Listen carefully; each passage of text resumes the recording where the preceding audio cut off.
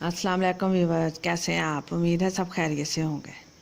आज हम छोटी छोटी सी चंद बातें करेंगे। एक इंसान दूसरे इंसान का बुरे रवैये के अलावा सब कुछ माफ़ कर सकता है। ज़िंदगी मौक़े से भरी पड़ी है, अगर तुम अपना मुंह बंद रखो तो।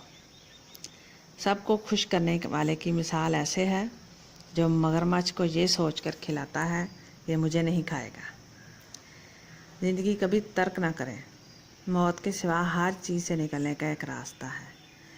मुझे काम करने पर नहीं बल्कि काम ना करने पर परेशानी होती है। ये सब फरमाया था विंस्टन चर्चिल ने।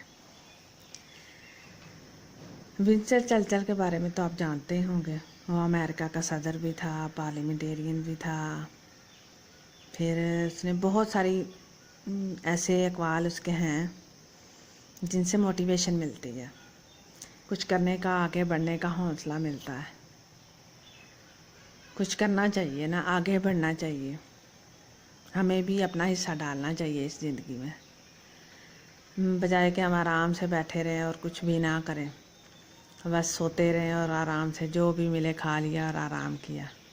ये सब चीज़ें छोड़िए और आगे बढ़िए।